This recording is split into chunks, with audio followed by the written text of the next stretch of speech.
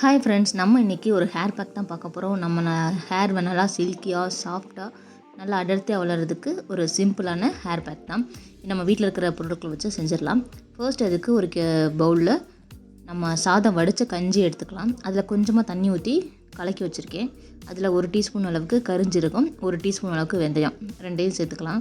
நம்ம கருஞ்சீரகம் இல்லைன்னா அதை கூட ஸ்கிப் பண்ணிவிட்டு வெந்தயம் மட்டும் கூட சேர்த்துக்கலாம். அப்புறம் கொஞ்சமாக கருவேப்பிலை சேர்த்துக்கலாம். சேர்த்துட்டு நல்லா மிக்ஸ் பண்ணி ஓவர் நைட் இதை ஊற வச்சுக்கணும். பொதுவாகவே நமக்கு ஹேர் ஃபாலுக்கு காரணமே பாடி ஹீட்டு தான். ஸோ நம்ம அந்த வெந்தயம் சேர்க்கும் போது நம்ம பாடி நல்லாவே குளிர்ச்சியாகும். அதே மாதிரி வெந்தயம் நம்ம ஹேருக்கு நல்லா சாஃப்ட்னஸ் கொடுக்கும். நம்ம தலையில் இருக்கிற அந்த டேண்ட்ரஃப் அதெல்லாம் போகிறதுக்கு ரொம்பவே ஹெல்ப் பண்ணும். ஸோ இப்போ நல்லா ஓவர் நைட் ஊறிடுச்சு. நம்ம இப்போ அதை ஒரு மிக்சர் ஜாரில் சேர்த்துக்கலாம். நம்ம தண்ணி எதுவுமே ஆட் பண்ண போகிறது கிடையாது. ஸோ சேர்த்தாச்சு. இப்போ இதில் ஒரே ஒரு முட்டை மட்டும் சேர்த்துக்கலாம். முட்டை பிடிக்காதவங்க ஸ்கிப் பண்ணிக்கோங்க. ஆனால் முட்டை ஒரு ஹேருக்கு ஒரு சாஃப்ட்னஸ் ஒரு சில்கியாக சாஃப்டாக இருக்கிறதுக்கு இந்த ஒரு ஹோல் எக்கு போட்டால் தான் நல்லாயிருக்கும். ஸோ அதனால் நான் ஒரு முட்டை எடுத்திருக்கேன்.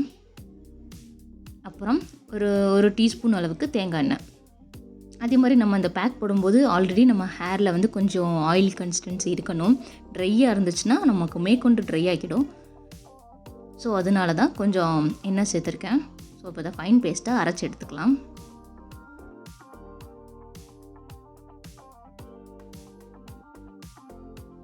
ஸோ நல்லா இந்த அளவுக்கு ஃபைன் பேஸ்ட்டாக அரைச்சி எடுத்தாச்சு. நல்லா இந்த மாதிரி ஒரு க்ரீமியாக இருக்குது. இப்போ இதை பவுலில் மாற்றிக்கலாம். நம்ம லைட்டாக ஃபில்ட்ரு பண்ணி எடுக்கணுன்னாலும் எடுத்துக்கலாம். அதே மாதிரி வெந்தயம் ரொம்ப குளிர்ச்சி. ஸோ கிளைமேட் கோல்டாக இருக்குது அந்த மாதிரி டயத்தில் எடுக்கிறதுக்கு வேண்டாம். அதே மாதிரி ஒத்துக்காதவங்களும் இந்த இது ட்ரை பண்ணாதீங்க. ஸோ பயங்கர குளிர்ச்சி, ஆனால் நல்ல ரிசல்ட் கொடுக்கும்.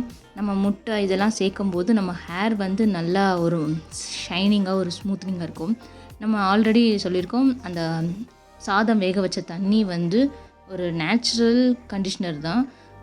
ரொம்பவே எஃபெக்டிவாக இருக்கும். அது நம்ம வெறுமனே நீங்கள் ஜஸ்ட்டு சாதம் வடித்த தண்ணியை ஆறின பிறகு ஜஸ்ட்டு தலையில் அப்ளை பண்ணிவிட்டு ஒரு 1/2 hour விட்டுட்டு குளிச்சுட்டு வந்தாலே அவ்வளோ நல்லாயிருக்கும் ஹேரு. ஸோ இப்போ நம்ம இந்த மாதிரி நல்லா ஃபில்ட்ரு பண்ணி எடுத்தாச்சு. இது டைரெக்டாக நம்ம ஹேரில் அப்ளை பண்ணிவிட்டு ஒரு 20 to 30 minutes ஊற வச்சா போதும். நம்ம ஹேர் ஸ்கல்ப்பில் அந்த ஹேர் டிப்பில் எல்லாத்தையும் அப்ளை பண்ணி ஊற வச்சுட்டு ரெகுலர் ஷாம்பு போட்டு வாஷ் பண்ணணும். ஸோ நீங்களும் இதே மெத்தடில் ட்ரை பண்ணி பாருங்கள்.